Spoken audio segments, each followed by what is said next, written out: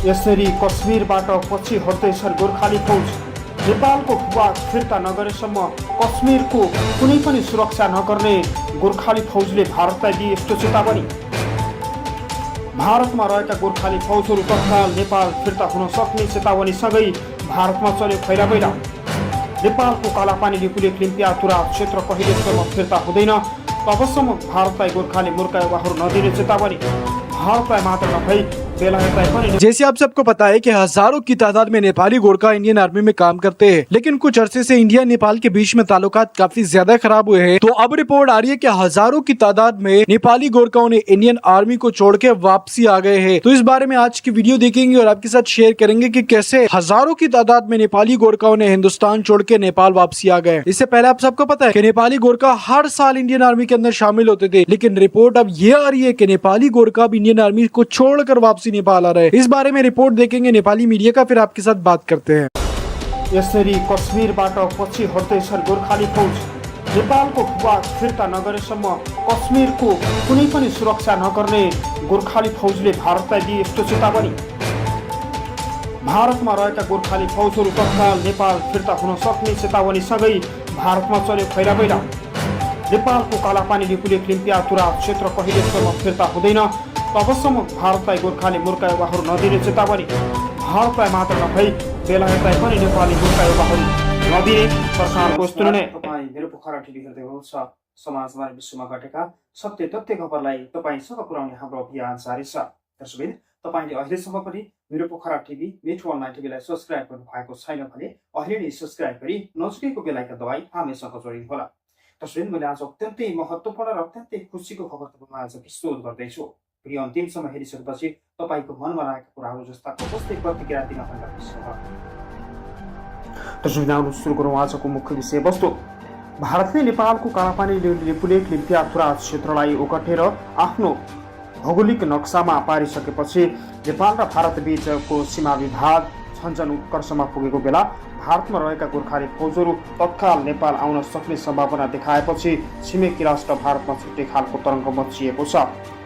नेपाल र भारत बीच पछिल्लो समय जस्तोसुकै शिष्टाचार भेटघाटका कार्यक्रम भए पनि नेपाल र भारत बीच भइरहेका सीमा सम्बन्धी समस्या अझै पनि समाधान हुन सकेका छैनन्। पछिल्लो समय गोर्खाली फौजहरूले नेपालको भूभाग जबसम्म फिर्ता हुन्न तबसम्म नेपाली जनताहरू र नेपालीको साथका लागि हामी नेपाल जान सक्छौँ र छिटोभन्दा छिटो भारतले नेपालको भूभाग फिर्ता गरोस् यसरी चेतावनी दिएका छन्।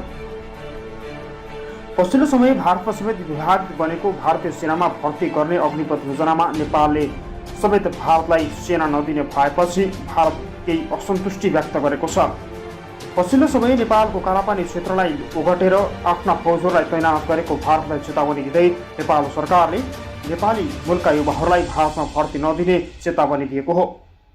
पहिला भएका नेपाली मूलका युवाहरूलाई तत्काल नेपाल बोलाउन सक्ने र नेपाली सेनामा नै उच्च तहमा जागिर दिएर कामलाई अगाडि बढाउन सक्ने सम्मको चेतावनी भारतलाई दिएको छ। नेपालका सम्पूर्ण सीमा समस्या समाधान गर्नुपर्ने विषयमा भारत मौन देखिएपछि नेपाली मूलका युवाहरू तत्काल नेपाल बोलाउन सक्ने सम्मको चेतावनी दिएको हो भने अब कुनै पनि माध्यमबाट नेपाली मूलका युवाहरू भारतलाई भर्ती नदिने सम्मको चेतावनी भारतलाई दिएको छ। प्रधानमन्त्री केपी शर्मा ओलीले पूर्व प्रधानमन्त्री शेरबहादुर देउवा पत्नी आरजु राणालाई भारत भ्रमणमा पठाए पनि यसले कुनै निर्क्युल निकाल्न नसकेपछि यो अवस्था सिर्जना भएको हो। अहिले परराष्ट्र मन्त्री आरजु राणा देउवा भारतको भ्रमणमा छन्।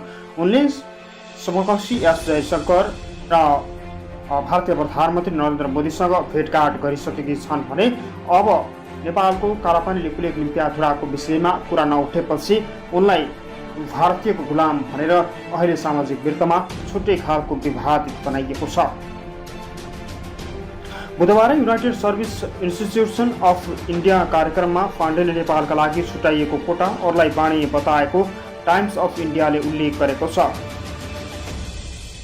नेपालले कुनै निर्णय गर्छ जस्तो लाग्दैन। केही दिनअघि काठमाडौँमा नेपाली सेनाको मानार्थ महारथी पदवी भएको र त्यसपछि उनीहरूले निर्णय नगरेको भन्ने अवस्था सिर्जना भएको पनि उनले बताएका थिए।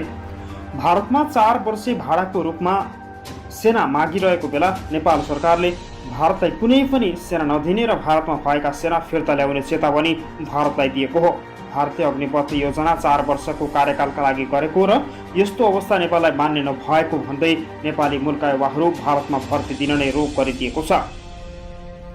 यदि भारतीय मूलमा काम गरिरहेका नेपाली मूल अथवा गोर्खाली फौजहरूलाई तत्काल नेपाल बोलाउने हो भने भारतको अवस्था कस्तो होला?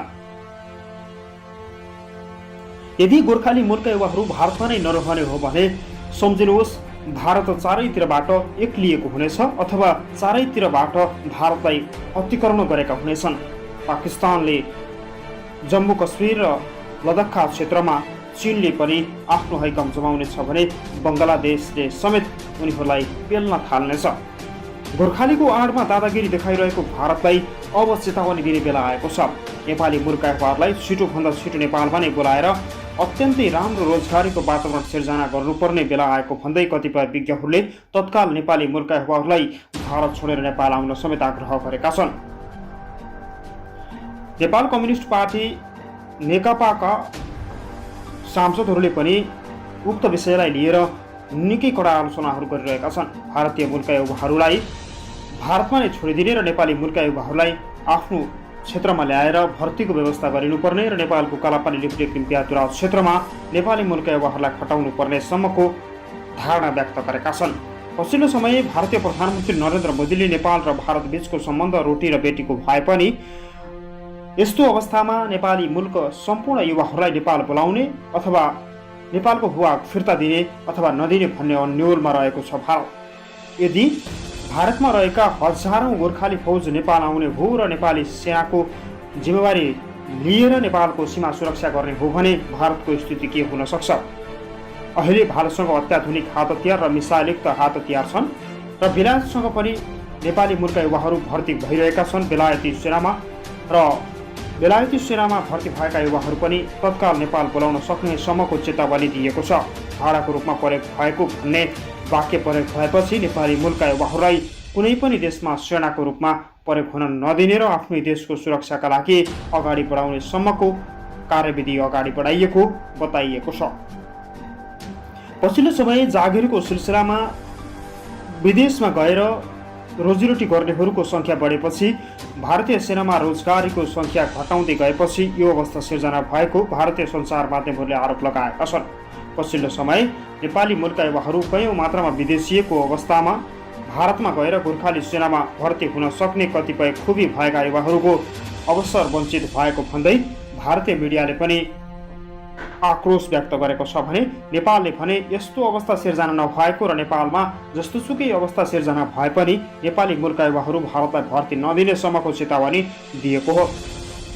प्रधानमन्त्री केपी शर्मा ओलीले केही वर्ष अगाडि भारतले लगाएको नाकाबन्दीको खुलेर डटेर सामना गर्दा भारत 3 महिनापछि झुक्न बाध्य भएको थियो। यसैगरी नेपालको भूभाग फिर्ता ल्याउनका लागि एकमात्र बलियो आधार के हुन सक्छ भने नेपाली मूलका युवाहरूलाई छिटोभन्दा छिटो नेपाल बोलाउने र यदि नेपाल बोलाउन सकिएको खण्डमा भारत आफै झुकेर नेपाली मूलका युवाहरूलाई भारत बोलाएर नेपालको भूभाग फिर्ता दिनेमा हामी विश्वस्त छौँ। यदि यो कदम नेपाल सरकारले चाल्न सक्दैन भने नेपालमा माया गर्ने, नेपाललाई माया गर्ने, नेपालको मातृभूमि सुरक्षा गर्न चाहने नेपाली मूलका युवाहरूले यो कदम चाल्नुपर्ने अथवा उठाउनुपर्ने जरुरी छ। जस्तोसुकै अवस्थामा पनि नेपाली मूलका युवाहरू नेपाल फर्किनुपर्छ। नेपालको शान्ति सुरक्षा कायम गर्नका लागि उनीहरू नेपाल फर्किएर देशको सीमा सुरक्षा अथवा भौगोलिक अखण्डताको रक्षा गर्न उनीहरू नेपाल आउनुपर्ने धारणा कतिपय विज्ञहरूले व्यक्त समेत गरेका छन्। दर्शक आजको महत्त्वपूर्ण एक्सक्लुसिभ खबर तपाईँलाई कस्तो लाग्यो? भिडियो अन्तिमसम्म हेरेर सुनेर साथ दिनुभयो यसका लागि धन्यवाद।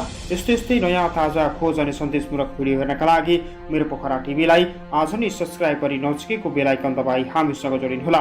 पलपलको ताजा खबरको अपडेट तपाईँलाई दिने हाम्रो अभियान जारी छ। तपाईँको बाँकी पल शुभ रहोस्। नेपाली गोरखाओं ने बहुत अरसा इंडियन आर्मी के अंदर शामिल करके काम किया है। पिछले 2 साल से आप लोगों ने देखा होगा कि इंडियन आर्मी नेपाली गोरखाओं को रिक्रूट नहीं कर रही थी, जिसकी वजह से नेपाली गोरखाओं में गुस्सा देखा गया और नेपाली गोरखाओं ने कहा कि अब हम इंडियन आर्मी के अंदर शामिल नहीं होंगे। लेकिन बाद में अब ये हुआ कि इंडिया नेपाल के बॉर्डर पर जब से हालात खराब हुए हैं तो इंडियन आर्मी नेपाली गोरखाओं को कहती है कि अपने मुल्क के ऊपर फायरिंग करो, अपने मुल्क के लोगों को मारो। तो इस वजह से नेपाली गोरखाओं ने कहा ना हम अपने लोगों की फायरिंग करेंगे और ना अपने लोगों को मारेंगे, जिसकी वजह से इंडियन आर्मी को वो लोग छोड़कर वापसी आ रहे हैं। अगर इंडियन आर्मी को नेपाली गोरखा छोड़ देते हैं तो इंडियन आर्मी काफी कमजोर हो सकती है और जिससे इंडियन आर्मी को काफी नुकसान हो सकता है। अभी नेपाली मीडिया के मुताबिक इंडिया के हजारों की तादाद में नेपाली गोरखा इंडियन आर्मी को छोड़कर वापसी नेपाल आ रहे हैं और नेपाल में वापसी काम करेंगे। किसी को पेंशन मिलेगा, किसी को नहीं मिलेगा। एक टाइम था जब इंडियन आर्मी को नेपाली गोरखाओं के नाम से जाना जाता था, क्योंकि नेपाली गोरखा जो है वो इंडियन आर्मी में एक अरसे से काम कर रहे, प्रोफेशनल काम कर रहे, चाहे पाकिस्तान के साथ इंडिया की जंग हो, चाहे वो बांग्लादेश के साथ हो, चाहे चाइना के साथ हो। यही गोरखा थे जिन्होंने इंडियन आर्मी का साथ दिया और इंडियन आर्मी को जमीन से उठा के आसमान के ऊपर रख दिया। और वही इंडियन आर्मी आज गोरखाओं के खिलाफ लड़वा रही है, जिसकी वजह से नेपाली गोरखा इंडिया को छोड़कर वापसी आ रहा है।